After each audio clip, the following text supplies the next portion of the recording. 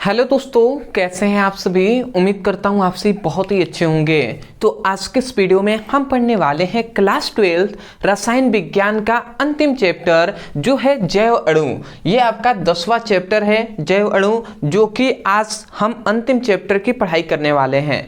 और केवल हमने आपको VBI मतलब वेरी इंपॉर्टेंट जो टॉपिक है वही हम आपको कराते हुए आ भी रहे हैं, और इस चैप्टर में भी हम वही कराएंगे। इसलिए हमने लिख दिया है VBI क्वेश्चन। ये आज हमने ऐसा नहीं लिखा कि क्लास 12 केमिस्ट्री VBI क्वेश्चन, ऐसे हमने नहीं लिखा। क्यों? क्योंकि हम आपको याद दिलाना चाहते हैं कि आपका जो सब चैप्टर है 9th चैप्टर वो हमने कंप्लीट करा दिया है, जितना भी इंपॉर्टेंट क्वेश्चन का है। ठीक है, तो 10वां क्वेश्चन 10वां चैप्टर है, तो इसको भी आपको मैं तैयार करा दूंगा। मेरा तो काम है तैयार कराना, पढ़ाना।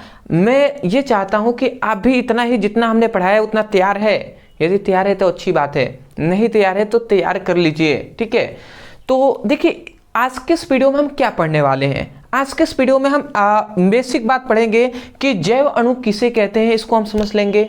उसके बाद सबसे इंपॉर्टेंट है जो आपके बोर्ड एग्जाम में बार बार पूछा जाता है, जो है कि कार्बोहाइड्रेट की परिभाषा दीजिए। और कार्बोहाइड्रेट का कार्य पूछता है, इसका स्रोत पूछता है। ठीक है, तो पूरा हम डीप में डिस्कस करेंगे। साइड में मैं फोटो भी लगा दूंगा, आपको दिखाई दे ही रहा होगा। ठीक है, तो कार्बोहाइड्रेट बहुत बार पूछा गया है, इसको भी हम समझ लेते हैं।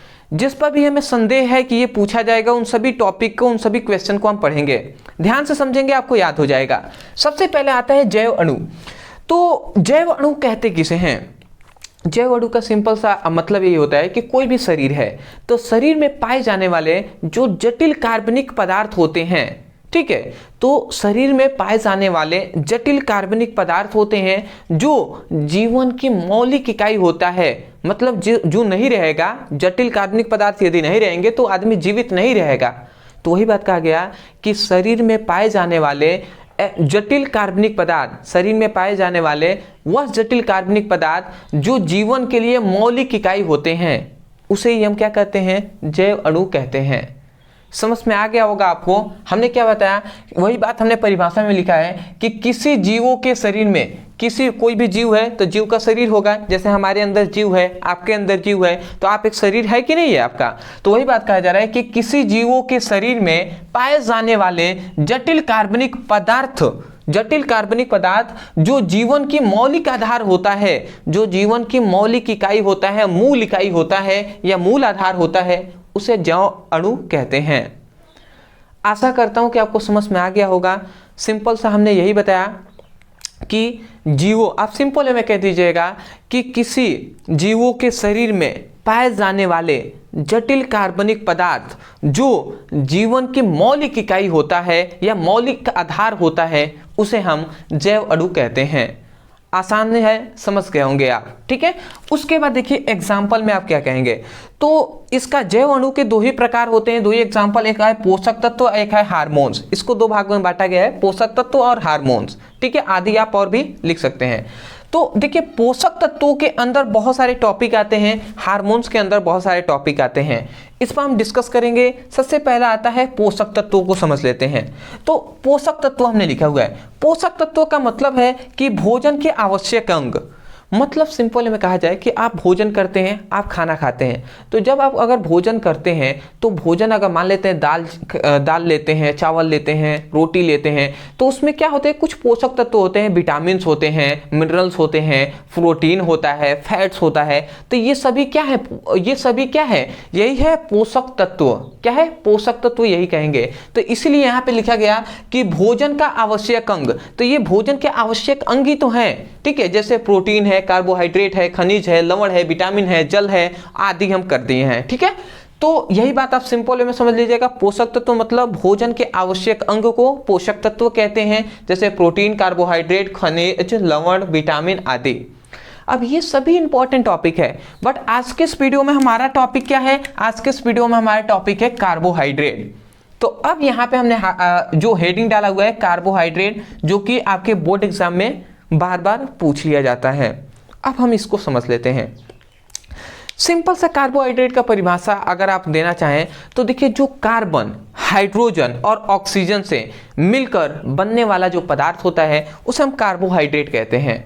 सिंपल सा परिभाषा, या आप थोड़ा सा और अगर स्टैंडर्ड रूप में अगर बोलना चाहें तो आप ये बोल सकते हैं कि कार्बोहाइड्रेट, मतलब आप लिख सकते हैं कार्बोहाइड्रेट, या आप सिंपल में लिखें कि ये मतलब कार्बोहाइड्रेट, तो ये कार्बन, हाइड्रोजन और ऑक्सीजन युक्त मतलब मिलकर बने हुए पॉलीहाइड्रिक एल्डिहाइड या पॉलीहाइड्रिक कीटोन होते हैं। मतलब कार्बोहाइड्रेट कार्बन, हाइड्रोजन और ऑक्सीजन युक्त पॉलीहाइड्रिक एल्डिहाइड या पॉलीहाइड्रिक कीटोन होते हैं।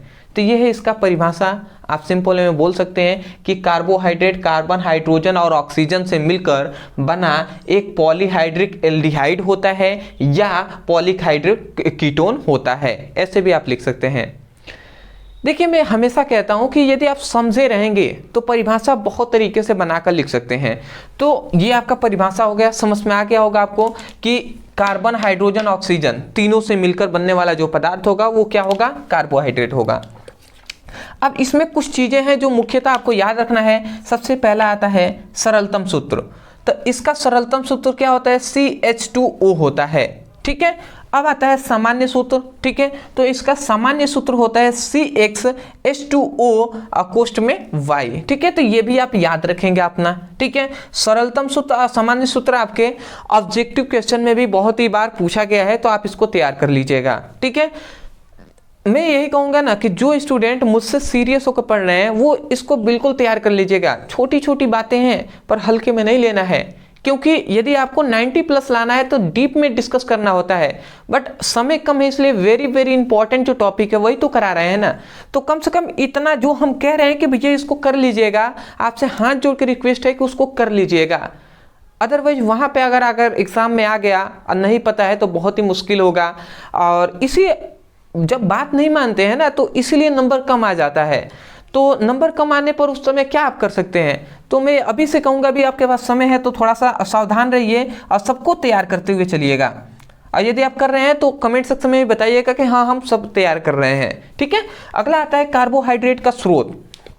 देखिए, ये तो कोई भी जानना चाहिए, नॉर्मली है, बट कार्बोहाइड्रेट का स्रोत आप बता सकते हैं, ठीक है। तो कार्बोहाइड्रेट का स्रोत क्या है, दूध में कार्बोहाइड्रेट पाया जाता है, गन्ना में, चुकंदर में, केला में, अंगूर में, आलू में, गाजर में, चावल में, जौ में, मक्का में, बाजरा में, ज्वार में और आदि और भी बहुत सारी चीज़ों में पाया जाता है। जैसे अगर हम मांसाहारी में चले तो जो भी है, ठीक है, मछली है, इन सभी मतलब पाया जाता है। अंडा में क्या होता है, पाया जाता है, ठीक है। अगला आता है, समझ लेते हैं। जैसे अंडा में हो गया, मांसाहारी में जैसे अंडा हो गया ना, तो इन सब में प्रोटीन ज़्यादातर पाया जाता है, बट पाया तो जाता है कार्बोहाइड्रेट, थोड़ा सा ये पर है, पर मुख्यतः ये सभी हैं, इसको आप तैयार कर लीजिएगा। अगला आता है इसके एग्जाम्पल। कार्बोहाइड्रेट के अंदर आप देखिए क्या आता है, ग्लूकोज आता है, सुक्रोज आता है। ग्लूकोज को हम रक्त शर्करा भी कहते हैं और सुक्रोज को चीनी भी कहते हैं। अब देखिए, ग्लूकोज और सुक्रोज पर भी बहुत सारे क्वेश्चन पूछा गया है, आगे जब हम आपको कराएंगे तो आपको पता चल जाएगा। या तो मैं ये कहूँगा कि इस चैप्टर का आप देखिए, आपने जो विद्या है या जो कुछ भी है आपके पास, यदि आपके पास है तो आप देखिए इस चैप्टर से बहुत ही क्वेश्चन पूछा गया है। ग्लूकोज की द्वितीयक संरचना के बारे में ऐसे कुछ क्वेश्चन पूछा गया है, सब हम डिस्कस करेंगे, निश्चिंत रहना है आपको। तो ग्लूकोज का सूत्र आप याद रखेंगे, C6H12O6 होता है, और सुक्रोज का सूत्र होता है C12H22O11 होता है।